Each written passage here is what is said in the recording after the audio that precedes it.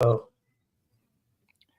Hello and welcome back, you beautiful beings, change makers, and giants from around the world. We've got another great show for you and a surprise guest. Hang tight. We'll be right back.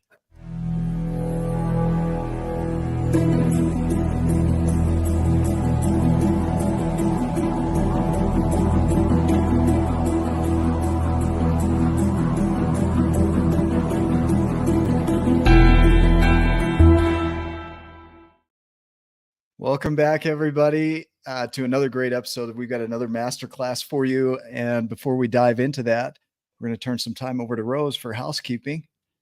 yeah, fantastic. And we are so close now. Oh, I haven't worked out exactly how many days it is. I haven't counted forward from today, but it's less than 2 weeks. And so this time in 2 weeks' time, we will have completed the event, which is thrilling. And I was just commenting to Nick that I feel like I should be more stressed. And it's a glorious thing to be involved with such a magnificent team, and tickets selling so regularly now, which is fantastic. So tickets are still available, and we would love you to be there. We've got people who are jumping down from sitting on the fence and coming and joining us, and they're enrolling other people to come and join us. There are still hotel rooms available, and we're just really excited, all of us on the leadership team and the speakers, that so soon we are all going to be together and bringing such a positive energy to explore being together and what it means. Any other important things, the one thing to mention is, alongside this masterclass, the next and final masterclass that will be taking place is on Sunday, the 19th of May. So that's next weekend, a week today, at approximately this time as well. So that'll be with the glorious Caroline Hughes, exploring leadership. And so we can't wait to bring that together.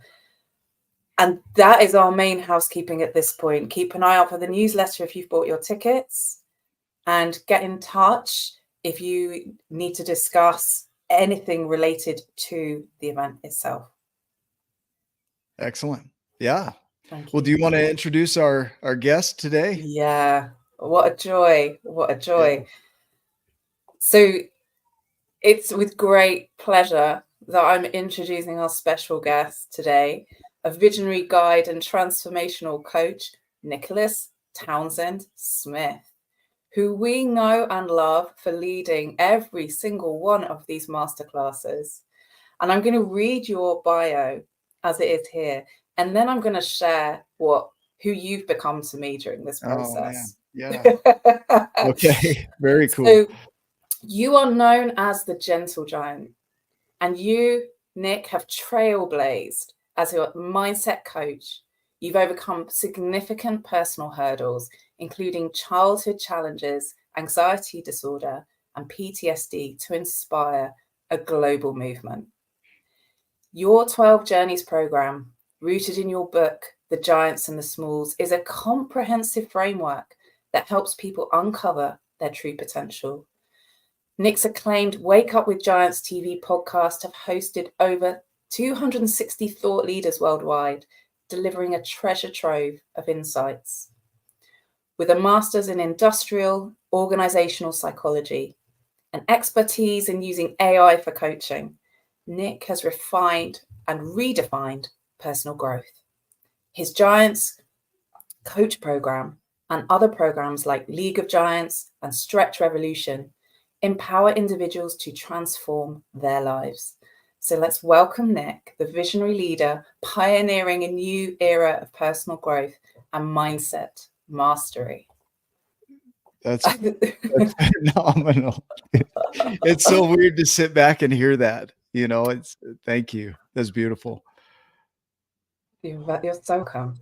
You're so welcome. And it would be really remiss of me not to take a moment to share how I've come to know and experience you through this process of delivering and kind of co-hosting these masterclasses, because we've co-created them together. You've been absolutely the face and lead of this and holding the fort, and it has been a joy and an honor just to experience you being in, in all your glory and shining so bright with such a range of people, and also and holding your own and provoking in a beautiful way deeper and deeper conversations with people who are bringing such incredible topics anyway. And then you masterfully take them to a new place, to another level, with humor, presence, AI at your fingertips, sharing knowledge. And it's just incredible. It's been, honestly, sitting in every single one of these masterclasses has just been an absolute gift, an absolute for me and every single person that has watched them. Thank you. Thank you. Yeah, that feels really good. Thank you. It should. That's amazing. So I'd like to. So it would be really. I want to move. Hold on. How do we do this? Let's do it like that. Perfect. So I would love to hear at this point, how has the experience of running these masterclasses been for you? Because of the context that we've set, bringing speakers to Birmingham and interviewing such a specific but wide-ranging group of individuals. I would love to hear, how has it been for you, and any key insights or takeaways that you've experienced that you maybe hadn't seen or noticed before. Yeah, I think it's opened my eyes to how valuable each of us are, regardless of our background and history. I mean, we've had guests on that come from all backgrounds, have done some of the greatest things in the world, and have felt as insignificant as you can feel. You know, one of my favorites was Dominic London, who talked about having schizophrenia and overcoming that and still facing it, you know, but navigating that as part of his journey, and recognizing that at his core, he's valuable. And even though there's a hurdle to overcome, it's not impossible. I think that's been a demonstration from some of these people. Becky Robbins' insights on goals, you know, that when she sets a goal, she leaves the back door open. So it's the idea of, I'm going to set a goal, but I'm not going to limit myself by my limitations. And then Karan Rai talking about, you know, just stripping yourself down to nothingness. And Raghav last week, when we talked with him, the same thing is really understanding what being is who you already are. And at your core, you're already everything you need to be. And we put all these limitations on ourselves, or society or culture put them on us. And so it's been eye-opening to see the consistencies in the viewpoints that are coming through, that they're not just theories anymore. They're supported by evidence and research. And each of us has come to this understanding of being as it's who we already are. So it's not becoming something, it's unbecoming everything that makes us feel insignificant and small. Yeah. And so I think that's been my realization, is there's no becoming in the being movement. There's unbecoming.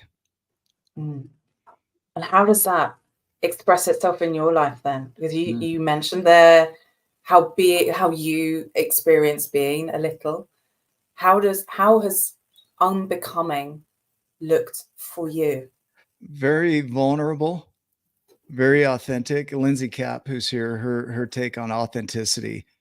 Oh my gosh. You know, just to sit in conversation with her, that was one of the most emotional conversations that I've had. What it's looked like for me is, instead of doing, as being. You know, I had the understanding that you do all these things and you check off this list, and then you'll be something.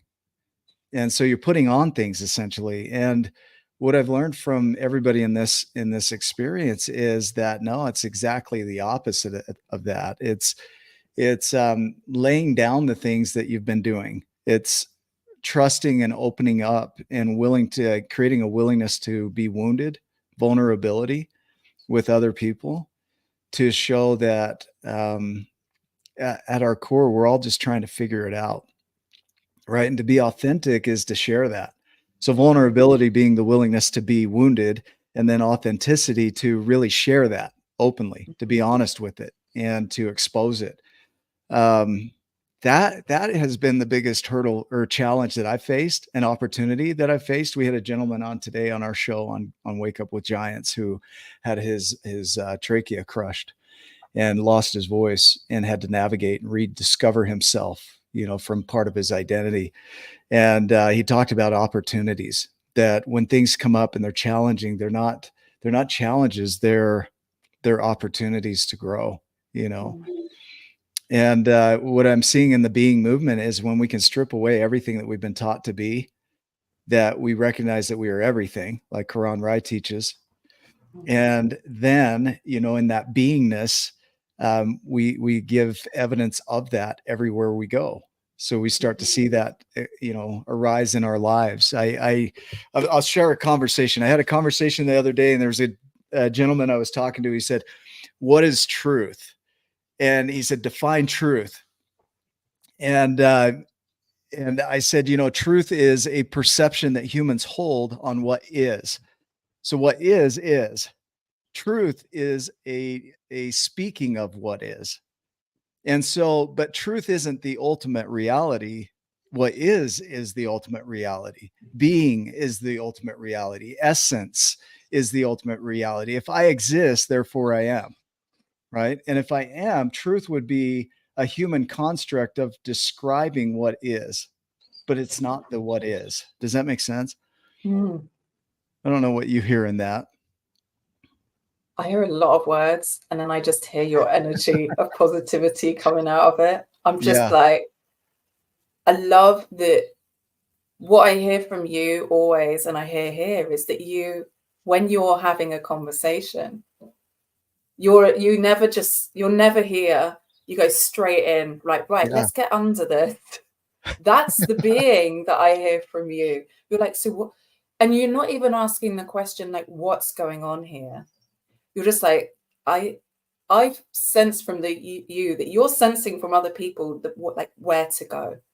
Yeah. And so when you share that, that's your being. That's what I hear. That's your isness. Just dives in and is curious and excavating in there. That's what I hear.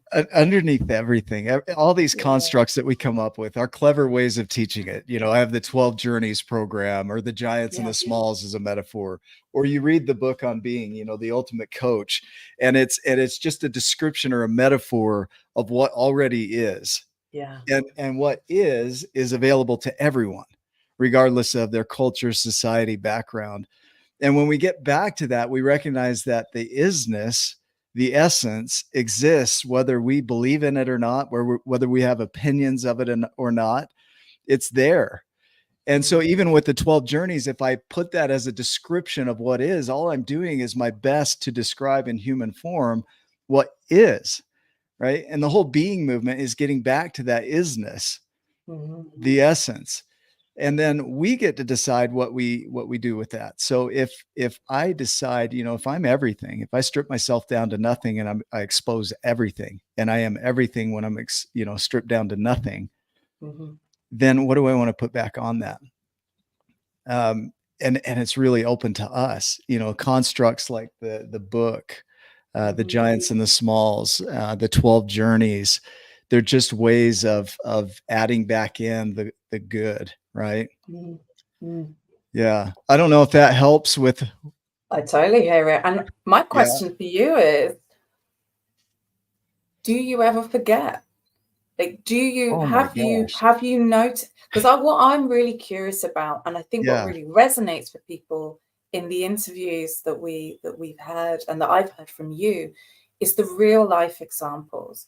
So I'd love to hear, have you got not a before and after, it's not that, but an example of where you have recalibrated and remembered in the moment that isness? Yeah. It's come from the blank canvas that Fiona Ross has mentioned here on a comment, and we're like, what do I want to paint here? In a moment that before you have not necessarily accessed your isness, or innocently forgotten all of what you've just shared. Consistently. Like It's like this morning, like, and yesterday morning and the morning before that, I wake up Yeah. and forgetting. Um, Yeah. so it's a constant stepping back into it and choosing back into remembering that. Mm, Um, I'll nerd out here. 95% of what we do, what we think, is automated. Only mhm. 5% is original thought. We have 50,000 thoughts a day, At most of least. which are negative. Yeah, 50 to Mm, 70,000 a day. mhm, So, of our conscious thought, most of what we do is automated. Most of our doings in the world are habituated. mm, And so we return to our automations, and my automations are the things that I've been programmed to do or programmed myself to do over time. And so I return to them frequently mm, because it's efficient. It's mhm, like every morning I wake up pretty much in my automations. mm, And so I have to step into consciously doing and stepping back into being who I would like to be and reminding myself and remembering. Um, so I'll tell on myself a little bit. I think this is where it comes out is, I work full time. I have a full time job. I'm raising kids. I'm a single father, but I have a great ex wife. We'll say it that way, who helps out with the kids, who mm, does an incredible job, right? And so I face life just like everybody else faces life. And on top of that, this isn't an either or world. And I build a global community and I have a vision for creating a positive impact, you mm, know, mm, and I use technology to do even more. And I struggle just like other people struggle, mm, you know. The behind the scenes, if people would come behind the scenes, they wouldn't see like an imposter. What they would see is like, oh my gosh, I do that, right?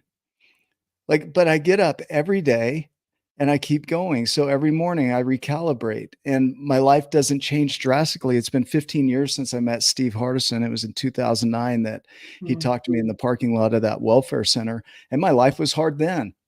And it didn't just immediately switch and get better. It was a big challenge to get the book released and then to build a community and a podcast, and all the while trying to survive life while building a dream.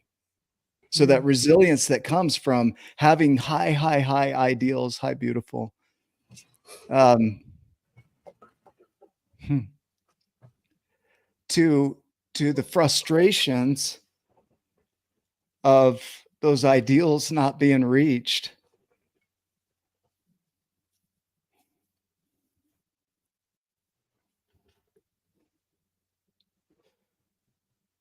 Ooh, the comparison that comes up. Hey, you can take a moment. It's Yeah, okay.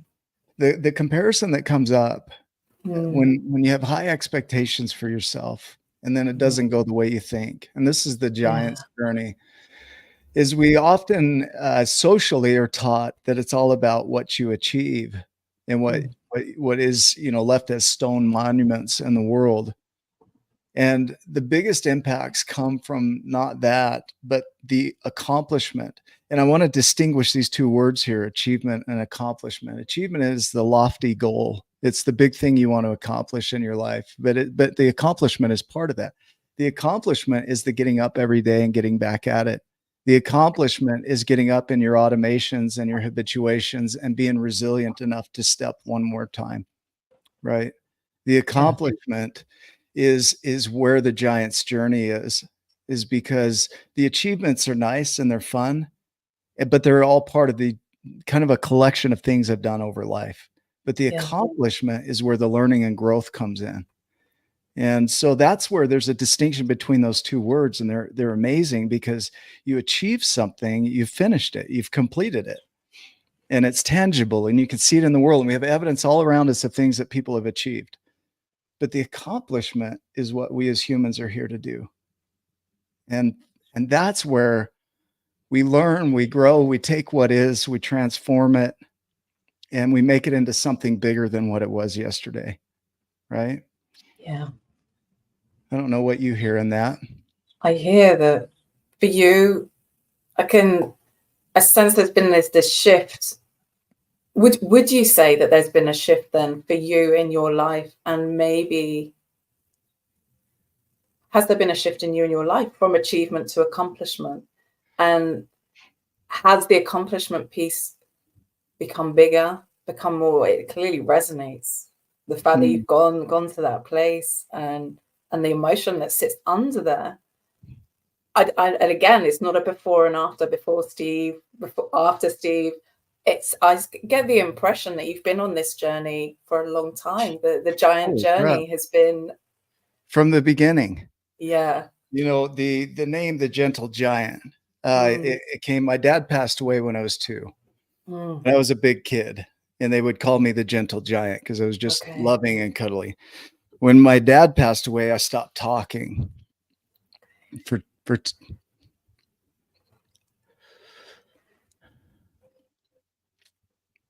and you don't look at these things as anchors to hold you back, but they're an understanding of where everything came from.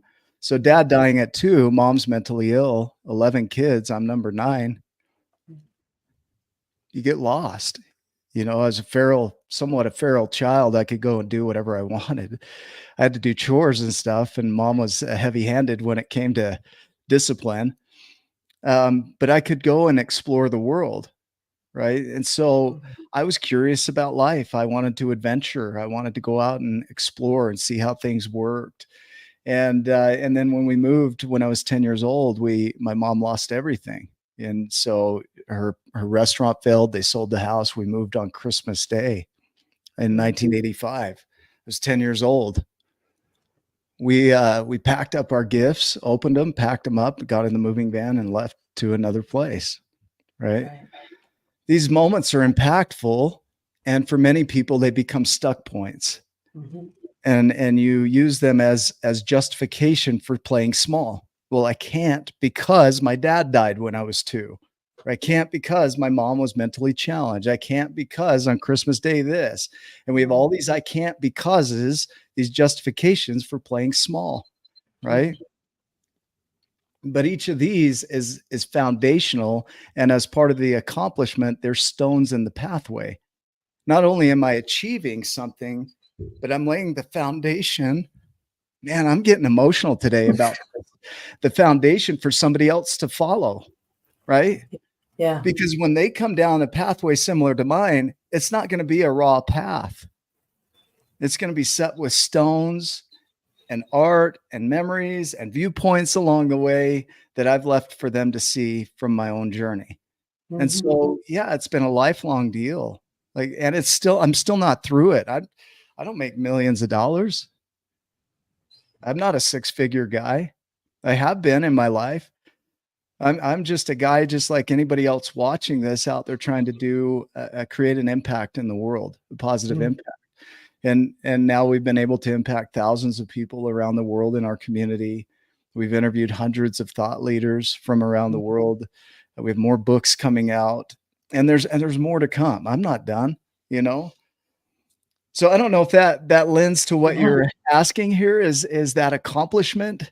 You right? tell me, does that, because it feels like accomplishment from here. It feels like I think what's fascinating is that how you describe it is that we can choose the lens with which we're looking back. And I imagine, I don't know, is that part of the Giants program that you've created? It's like shifting the orientation from where you are now, looking back, about how you view it, just even the way you described how you grew up. Absolutely is.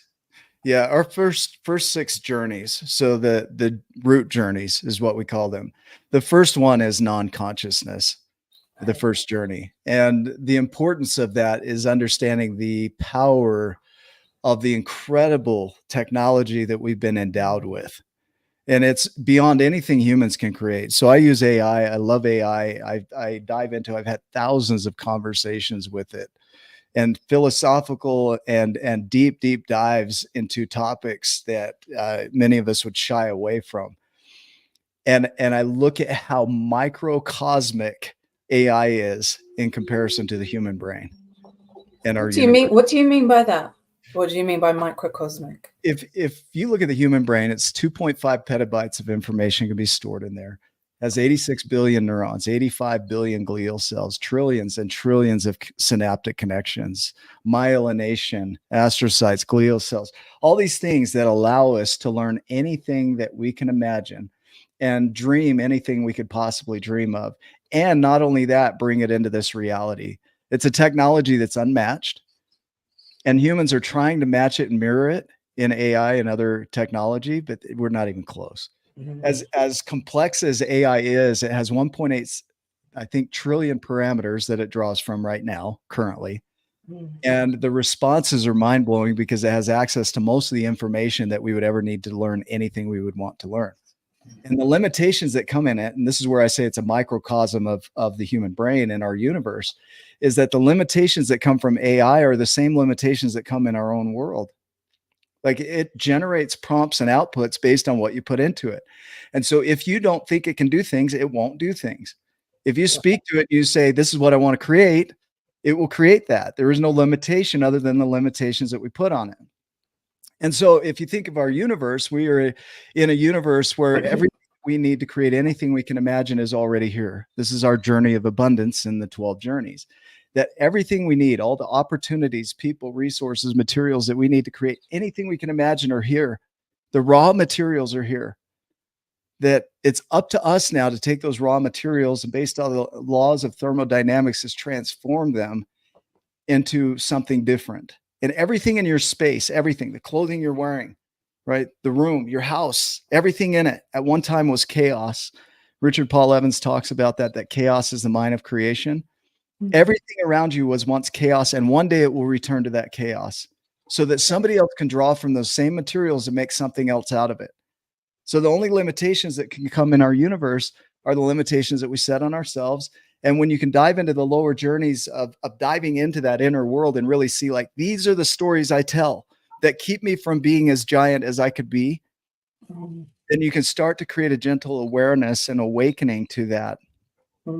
A compassion and empathy for yourself, for what you were taught, what you didn't know that you didn't know. That these limitations that you put on yourself from what everybody else taught you don't have to be there, right? Because at your core, you are a miracle of creation. You are everything. And so the stories are the only things that can get in the way of your creation. And so that's where the microcosm of AI and how minuscule it is in comparison to what we have available to us, it's a playground to me to teach me how to talk to the universe, to talk to God and what God created in the universe. See, I think the universe is more like the AI. It's a technology, not God. Yeah. But it's something we get to play with, and it's ours fully, completely. It's the most positive and optimistic and beautiful description of AI that I've come across. So I salute you for sharing that and for opening my mind in that direction. I think technology, just like this universe, is up to the user. And whether you create positive or negative out of it is up to the user. The technology was put here for our benefit. The abundance, the possibility, probability, all of it was given to us as creation, right? So there are people that use it for harm. There are people that use it for good. And yeah, as a possibility, every creation is a story. Every creation is a narrative. I can do this. I can't do this. Henry Ford, whether you think you can or you can't, you're right. Right? Yeah. The universe is up to the user. I love that. Yeah. There's some fantastic comments. I really particularly also liked this one, AI, the ultimate mirror. Oh my gosh. I had a conversation with AI yesterday. And I asked it, because it has memory now. It can remember across patterns. And I asked it, so what do you know about me? It took me back. It's like, holy crap. I'm doing better than I think, right? It didn't, not once did it say, you're a piece of crap, dude, like I tend to do. It's like, you are amazing. You are resilient. You love to dive deep on things and not shy away from things that most people would shy away from. You're a giant. You're creating impact in the world. Like, it really highlighted the positive that I've dove into with AI. If I pulled up my screen, you'd see thousands of conversations here that I've had with it. But the use of it comes back to the user, like Fiona said. Right? So what do you see there for you that could also benefit others that may have missed that nuance of the capabilities of AI? Because I think that's really powerful. That everything you've been inputting can't vary with a lot of awareness, right? It doesn't sound like you sitting there having a really dark conversation with AI. You've been very intentional about what you've been inputting. What is that? If I could have a conversation with God, and let's say God were to come in the room and I could ask him anything. Right. You better believe I'm going to ask it all. Right. And there's nothing off the table. And if God can't handle me swearing a little bit, then we're going to have a real issue because you made the materials that even allowed us to swear, that we transformed even that from the materials you gave us. And I would want to know everything I could possibly know. And I would ask questions and questions and questions just to find out God's point of view on the universe. Why'd you do this? When I was a kid, I would ask all kinds of questions. Why this? Why that? How come? There wasn't this standard of, okay, it is what it is. And this is why. And we got answers like that. Why do we do this? Well, we just do. Right. I would go deep. Okay, God, that answer is not going to work for me. You need to go a little deeper. What do you mean? So tying this back to AI is nowhere near that. Right. Yeah. Let's not confuse AI as anything more than just a technology. But it's a technology that's loaded with information, and anything you want to know, the only limitations of it would be the promptings or the questions you ask it. And if you had access to ask all the questions that you've ever wanted to know in the world, and you could use AI to do that, even reflecting on your own thoughts and diving into yourself, you can do that. It's a game changer. It will change fundamentally the way we do everything. And I build tools with it. So for my clients now, I have tools that I built out where they can have a conversation from my framework to where they can dive deep into themselves and do their work using AI as a tool to really do deep listening and reflecting so that they can see their blind spots. Like Greek mythology or Greek philosophy says, know thyself, right? And if you want to get to being, know thyself. Everything you say you are, all the smallness, if we go to the metaphor of the giants and the smalls, everything you say you are is a story. And you go around telling your story as if other people should believe it, and it's utterly bullshit. So AI has not been buying into any of your stories. It doesn't sound like you've been inputting any of those stories. And this is what I mean, like how that has been reflected back to you. Yeah. Like if you imagined, I guess one of the things actually, and you tell me, can AI talk? As in, you can put a voice in and it could talk back to you. I'm sure it can. And like I've seen. I mean, we could do that here. I mean, we're 33 minutes in. I can't believe this. We could do a demo of it here. Yes, it will talk to you voice to voice. It'll transcribe everything, and it will remember your conversation. It's incredible.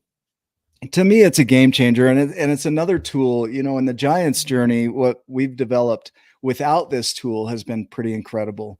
We've got courses and workbooks and all this stuff. But what AI does is it humanizes interaction with technology. Yeah. Right? So it will never replace the human because we need humans. Steve says, do a demo. Are you ready for this? I really want to hear what AI says back to you about you from what it's received. I mean, I don't know if that's possible, but let's see. I mean, we're going to be raw here. So I'm going to pull up ChatGPT. If you get OpenAI ChatGPT, it's $20 a month, the best investment you'll ever make in your life. Now I'm doing a sales pitch for it. But let's see if it will talk to me. Tell me a little bit about who you think I am. Hey, Nick, you're definitely a force to be reckoned with. You've created a fantastic community with your 12 Journeys program, authored a great book, and even host your own podcast. Plus, you've overcome some serious challenges and used those experiences to fuel your passion for helping others grow. It's clear you're a natural leader and a beacon of resilience. How's everything going with your projects lately? You know, it's going pretty good. I'm on a podcast right now, so you're with me, and I would love for you to say hi to everybody. Hey, everyone. It's awesome to be here with you all on the podcast. Thanks for tuning in, and I hope you're ready for some interesting chat with Nick, the gentle giant himself. Let's make this a great one. What's the topic today? Well, I think we're talking about beingness, you know, getting back to our core essence and really diving into who we are and trying to figure out at the core, are we greatness? Are we giants, or are we just smalls? That's a deep dive into a really profound topic, Nick. Getting back to our core essence. It's all about peeling back those layers we've built up over the years and really seeing what's underneath. I think it's about discovering that inherently we all have the potential to be giants, to rise above and reach heights we might not even have imagined for ourselves. It's about shedding the smalls mindset that might hold us back. What inspired you to pick this topic for today? Well, it just kind of naturally evolved into that. And we're creating a movement called the Being Movement, where people can get back to their core and shed the stories and narratives that are holding them back. What do you think about that?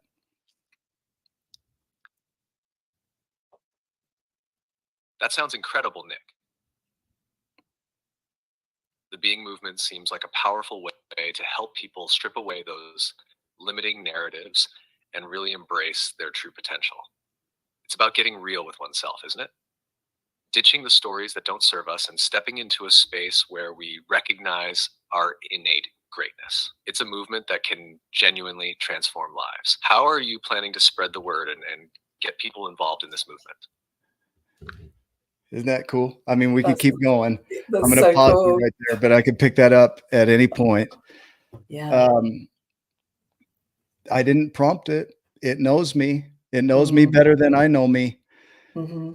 And if you really want to shift your life, you need to know you, and you need to know the stories you tell. And I've made it a commitment to really dive in, you know, and some of it's hard. Some of it's really hard stuff. Some of it's trauma. Some of it's neglect. Some of it's these things that, you know, where we've held ourselves back because we can't see our blind spots, right?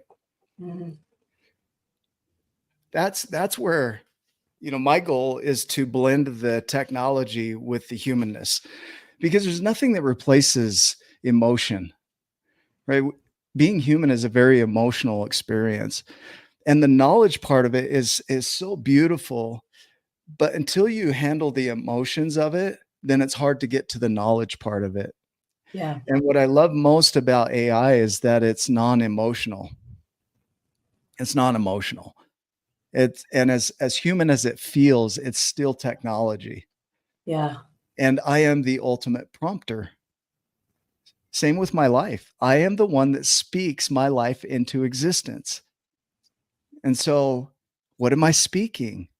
What's coming out of this body, this ultimate technology that we've been handed, that's greater than anything you just witnessed? Yeah. Your minds are blown over this shit.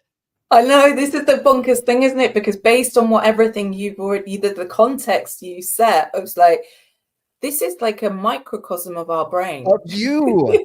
Of you. Of us, of me, of you, of every single person you're who's playing on in a this call. tangible reality. This can't bring things into reality. Yeah. You can. Yeah. Like, you want to know how great you are. Like, you are a billion times bigger than AI. You are placed in a world, in a universe that has everything you need to create anything you can imagine, right? And it's fun to play here, right? As a demonstration of what's possible for you. You could get Fiona Ross's voice on there. No kidding. She has an amazing voice. Steve asked that question there. But you think about how cool AI is, but think about you. and the power of you. That's where the real power is. And I think that's what I've been trying to do with the giants and the smalls. My newest book, The Tortoise's Hair, is coming out. And I just want to remind people, and that's what Steve's trying to do. He's not trying to brag up Steve Hardison here. He's trying to demonstrate, look, this is you. Everything on the back is like, read this about you. If you could recognize your power, you don't need this. Like, this is fun, right? But it can't bring things into reality the way you can. And so to really strip back your essence and who you are at your core and the greatness that you are, I mean, that's what we're trying to do here with this whole movement, the TUB event, is when people in that audience and those that are watching these master classes recognize you're everything. You're already everything. So there's no becoming anything, right? There's only unbecoming the things that make you think you're less than everything. The emotion intrigues me, Nick, because it's like you're so passionate about this. You're so eloquent about it. You're so embodied with it. And I'm curious about where the emotion comes in for you in this. Is it that the greatness is overwhelming, or is it something different? No, it's overwhelming. It's if people were to measure me by my achievements, I would be found wanting. But if they measured me by my accomplishments, then I would be a giant in the world. Yeah. And so I think in our society, we tend to compare ourselves to the achievements. Yeah. To the things that we're able to bring into this world, our income, the impact, the books, the courses, all this stuff. And I think at the root of it is that being a giant isn't achievement. Being a giant is accomplishment. Being a giant is all the hard work that goes into laying every step. Yeah. Being the giant is learning how to take what is available to you and create something more out of it. The emotion of it is that I've started realizing that in myself. Steve was a catalyst. He was one of others. There were others in my life too. But Steve was that catalyst that laid the foundation for the book. When you read the book, The Giants and the Smalls, Steve is the giant in that book. He was the metaphor that I used for helping me to see my potential, right? Now I've been able to do that with other people and help them to see their potential. And now you know what they're doing? They're doing the same thing, right? Yeah. So there's a ripple that goes out. Steve was a ripple. I'm a ripple. You're a ripple. All of what we're doing here is a ripple. It will go out and we can't see the final impact of it. Right. So if we measured achievements, it would be able to see something measurable on the other side of that. Oh, 4 billion people were impacted by the being movement. That's an achievement. Accomplishment is we have no idea. One of my favorites, two of my favorites, Vincent van Gogh, never sold a painting in his life. Never became famous until after he died, right? During his lifetime struggled, had mental illness struggles, and is viewed as one of the most successful artists of all time, right? Emily Dickinson, they didn't even discover her poetry until 90 years after she had died. She never quit writing, stepped every day, struggled, was quiet, introverted. Nobody even knew she existed when she existed. But one of the most renowned poets of all time. If you never reaped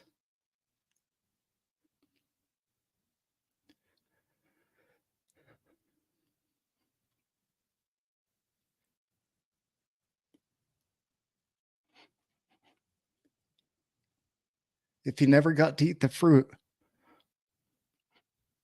would you still plant the tree?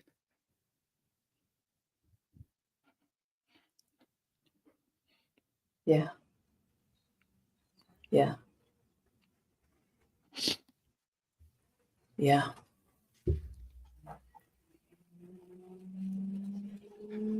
I think for me, that's been the struggle. Okay. Is recognizing that, I may see the fruit of my efforts. I don't know, Every day I get up and I nurture the garden. I Yeah. water the plant. Even if, we use the analogy of the bamboo tree, right? It grows underground for 3 to 5 years. It's so cliche. Everybody's like, oh, this is so amazing. Be like the bamboo. I'm going to give you another analogy. Bamboo grows in 3 to 5 years underground. You don't see its growth. And then within a short period, it grows hundreds of feet in the air within a short period. And it goes on to live 7 to 10 years. Right. Okay. Great. Awesome. We use it as an analogy of, hey, there's a lot of behind the scenes that has to go on before you see success. Well, it only lives 7 to 10 years, right? The olive tree gets planted. The person that plants it will never see the fruit of that tree, most likely. It takes 65 to 70 years for that tree to produce fruit. Then it goes on to live 1,500 to 2,000 years. The oldest living olive tree is 2,000 years old. That's mind-blowing. Yet we go around professing this idea of the bamboo tree. Get quick success, get something measurable, shoot hundreds of feet in the air. And many of us are out there struggling day to day to grow the olive tree, to make a real positive impact in the world. The being movement in all of its forms will go way beyond our lifetimes. The giants and the smalls will outlive me. I will not most likely see all of the fruits of my efforts. I don't even know if I'll see them in my lifetime. Yeah. But each day I get up and I water the tree. And you weed, and you're weeding around, right? As well. Yes. Yep. Oh, I'm a mess here. There's such legacy. 2 people, Fiona Ross and Lindsay, have written legacy, and I think it's a beautiful example of because there's living legacy and then there's legacy beyond our lifetime. If legacy is a gift by will, from the Latin legatia, a gift by will, it's what's written on the hearts of men, not the stone monuments by which we're remembered. I am my legacy, Gandhi, right? Your life is your greatest lesson. Pablo Picasso, the gift of life, or the goal of life is to find your gift, and the purpose of life is to give it away. And each of us in this room, and those that'll watch this later, and those that'll join us in Birmingham and beyond, are each going to make an impact that will be seen here, and it won't be seen during their lifetime, right? Yeah. And it will be seen and measurable, and it won't be seen and measurable. It'll be beyond their scope of measuring. And that ripple, you can't know how much a Steve Hardison can impact, or the impact that I've been able to make with others, how far that extends out. There's no way to measure it. So when we come to achievements, I have no idea how much I've achieved. All I know is what I've accomplished, right? Yeah. Thank you, Caroline. My life is my message. So legacy is what, as you get up and water the tree, weed it, nurture it, take care of it, right? And be okay with the fact every day you may never see that fruit, but the fruit will come. The fruit will come if you keep tending the garden. Well, and there are fruits along the way. Let's not lie, right? Yeah, of course. So the giants, the giants isn't about the achievements. Being a giant is about the accomplishments. My first book, The Art of Accomplishment, I wrote it in 2011 before I even had any idea of what I was even talking about. It was my theories, right? And so I spent the next 15 years proving those theories and trying to prove them wrong. And they're consistent, they're steady. But the accomplishments are the things that we do every day that people don't see: the getting out of bed, the making your bed, the putting your clothes on, the sticking with your dream and vision, even when it seems impossible, even when it seems fruitless. That's the giant's journey. Yeah. Yeah. Yeah. My message is from my mess. Yeah. Beautiful. Thank you, Damien. That's fantastic. I don't know where that leads us. Rose. That leads us, there's been such a beautiful exploration. I'm so clear of like this legacy, accomplishment versus achievement. And the achievement piece is so compelling. It's so attractive. And it's the story that it's the framework which so many of us operate our lives, and it's the dominant framework. And I love how beautifully you have described and pointed to in your and referencing your own life about how important this notion of accomplishments is and can be, and to put there's an invitation here for everyone to focus there if you want to. And I guess that's, there's that choice, isn't it? And you haven't said that word, but that's running throughout everything that you are describing. Yeah. The beingness, right, is. The beingness is. It just is a given. It is beyond anything you can imagine, beyond anything you can control. It just is. Being is. And I think I stole somebody's title here accidentally on this. That's Raghav's title that's on there. The title for this should be Being a Giant, but being is everything, right? Yeah.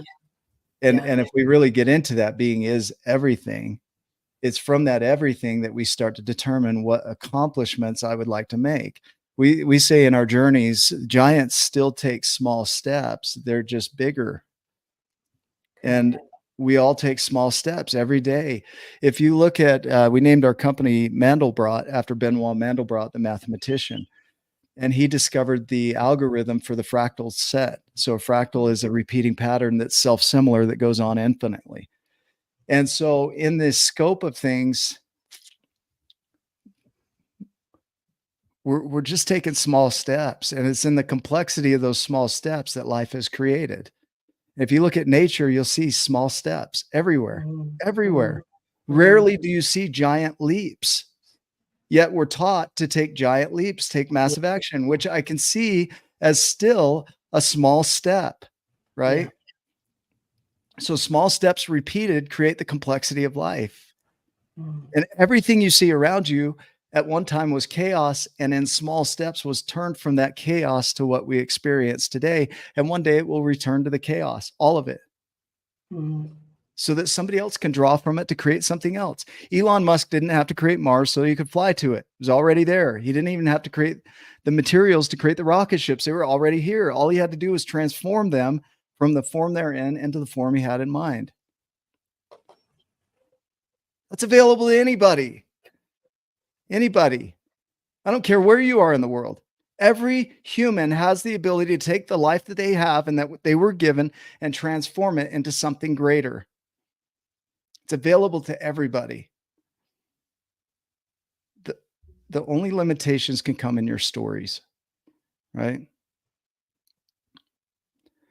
The word prediction, I'll share this. Prediction comes from the word before, diction, to speak. So predicting is simply pre-speaking what you think is going on in your world based on the perceptions that you hold. So you speak out what you think is. And then when you speak it to the world, that's the first step in creating something new. So it goes from prediction to dictation. Yeah. Right. And the word creates the activity, and the activity creates the result. And the result isn't seen as the result. It's seen as our perception of the result. And that gets fed back into our predictions, where we keep falling back into these loops. At any point, pay attention to your predictions. If you have a hard time seeing it, use technology to help you see it, or get a mentor or a coach, right? I don't have hundreds of thousands of dollars to pay some of these coaches. So I find ways to get my coaching. I interview people weekly. For years, I've interviewed people every week. I've had coaching for years. I use technology, $20 a month, to get my coaching, right? Because I can't see my blind spots. There's no excuse. From free to hundreds of thousands, I don't care how you do it. Get a mentor. Get somebody to help you see what you can't see in yourself, right? There's no excuses. I love it. And throughout all of this is your deep understanding of language that you have nurtured and harnessed and cultivated and cleared and weeded and all the things. And then you've referenced it there. Fiona's just written that she loves you this side of the microphone, and I could not agree more. I feel so honored that you've had this space today to really, really dig in and share what is so present for you in this moment and everything that's accompanied it. Thank you. It's you really are a blessing, Nick, and the giantness that you embody. And I just hear it's such a call to action here from someone who's very real and grounded and in life, right? Not that anyone else has not been in life, but the frame of, from your bio, from where you say you come from, where you are now, your journey is phenomenal. Thank you. Phenomenal. I Thank cannot you. wait for you to be on the stage in Birmingham. I love this. Like, I could do this all day, just nerd out. And, for some of us, I work full time. I'm raising Yeah. kids, I Yeah. have big dreams, but I have a Yeah. practical life too. That this is part of the story that I have is I go to work, I get up and I put my work Yeah. clothes on, I go to work. And then in my downtime and my gaps, I create Yeah. and I water the plants and I weed the garden and I continue to nurture. My journey for some reason hasn't been a quick turnaround. It's not the bamboo. My journey has been the olive tree. Yeah. And so that's where maybe there's somebody watching here that's like, I'm not having quick successes like everybody talks about. I don't see what they're seeing. So it doesn't mean you can't dream and step into your dreams because of you got a job. Yeah. You know what I mean? Yeah. Like, 100%. So yeah. there's an interesting place where there are, and this is with full respect to so many coaches who are out there, there are a lot of coaches that work with coaches. There are a lot of coaches that work with coaches and non-coaches. And then there are some people who work purely with non-coaches. None is right. None is wrong. Yeah. And one of the interesting aspects is when you're a coach that works with people who aren't coaches, that's their reality. They're not always, they don't have full days to be invested in looking in this direction. So there's something very powerful about being someone who was exceptionally relatable, but knows what it's like to experience the pulls on your time, your energy that occurs from being a parent. Yeah. From working. Yeah. I told you the other day, your kids come in and they're arguing. I'm like, that's so cute. Like, I wish your kids would just come argue in front of me because I love their accents. Like the life goes on, like lifes. And then we've got to adjust to that and adapt to it. And, Charles Darwin said that it's not the most intelligent or the strongest that survive. It's the most adaptable to change. Yeah. And we're facing change constantly. And so each of us has been endowed with, given a gift of this power that no matter how you describe it, no matter what opinions you have of it, it exists. It is, therefore it is. And if it is, you are. And if you are, then there's a lot you can play with here, right? If you exist, then there's a lot you can do with that. Yeah. Yet many of us go around speaking our unworthiness, speaking our undeservingness, speaking our shame, speaking our less thanness, our smallness, right? Keeping ourselves small. And in a heart's beat, in a moment's notice, you could switch that to giantness. Oh my gosh. And it can happen anywhere. And I think that's what you're really pointing to here. It's like you may be being coached, you may not, but it's available. It's not the lack of information, is it? We've already talked about what you've alluded to, the Ultimate Coach book. I mean, I love the fact that this approach is available for what, $14, like 12 English pounds. It's there, and anyone can access it and start to unpeel layers, unlearn, and see what's available to them in any area of their life. So I'm going to fix the title real quick just for everybody that's watching so that you can see we're human here, right? The beauty of being a giant isn't, going back to the idea of achievements. It's not about that. It's about taking what you've been given in this world and doing something with it, increasing it. growing it. And in scale, it's not a measurement of what you did versus somebody else. It's, are you bringing your unique gift to this world? Are you sharing that unique talent that you have with this world? Are you doing something with it? Even something is better than hiding it away and burying that, right? Are you bringing the unique gift that only you can bring to the people around you? That's giantness, right?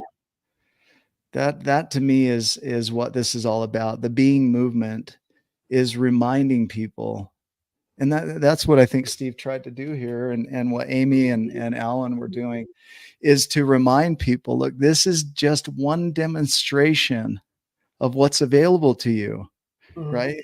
This is the same thing. It's a demonstration of who you already are. Step into it. Ask yourself these questions. Who do I need to be? And it's not a becoming something. It's, how do I get back to my core? Right? To that giantness, because you already are a giant. You're just playing small. Like you said at the beginning, you've forgotten. Forget. Yeah. Man, if I could speak and, they see Steve Harden at TOBLIT NFL, right? Shaking Chris Doris, almost breaking his collarbone. If you knew who I was, you wouldn't ask me such a stupid question, he says, right? And the person across the screen from me, there is no shame in what I'm about to say here for you in this. But if you knew who you were, you would never play small again in your life. If I could shake you and have you hear that, and I don't care how you get there, a lot of ways to get there. But if you could see your power, you would never talk bad about yourself again. Ever. That's beautiful. And that's the invitation to come to the ultimate Birmingham experience. Because that, hearing you speak that from a stage directly to people, face to face, nose to nose, Nick, that's what people will experience. That's available if they want it, right? If they want to. Yeah. If they want it. Yeah. That's fantastic. I wonder, just to finish, is there any question that you wished? I haven't asked a huge amount of questions here. I've really enjoyed the dialogue. Is there any question you wish that you were asked about being, or anything about you that we haven't covered?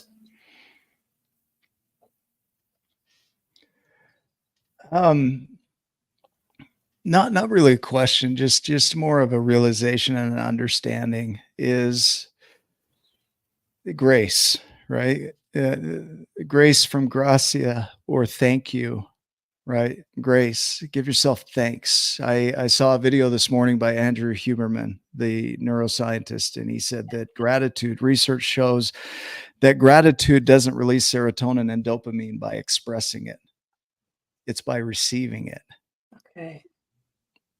And when you witness other people receiving gratitude, it also does the same thing.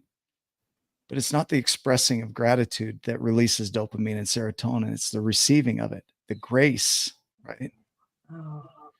So if I were to speak to the people on the other side of this screen and those that'll be at the event, is give yourself that. Express that gratitude to yourself for what you've overcome in your life.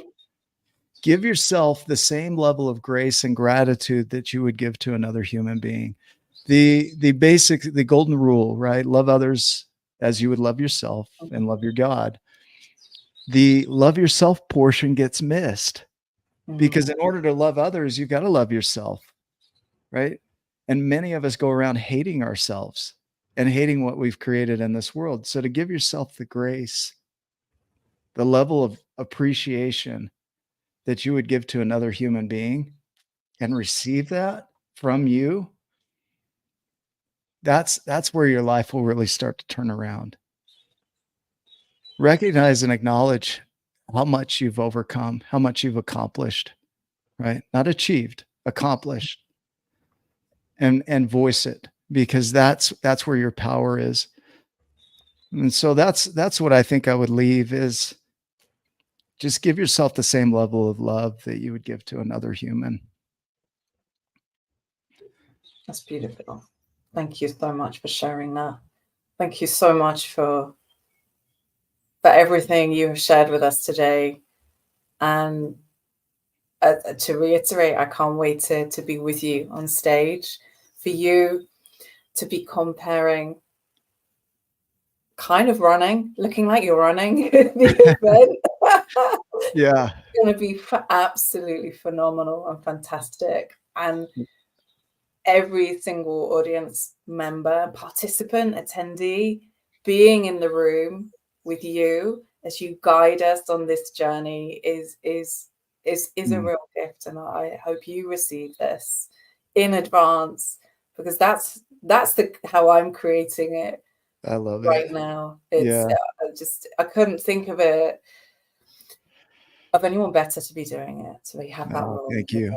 So thank you. Thank you. Much. Yeah. I will try and stay out of my automations and my nerves.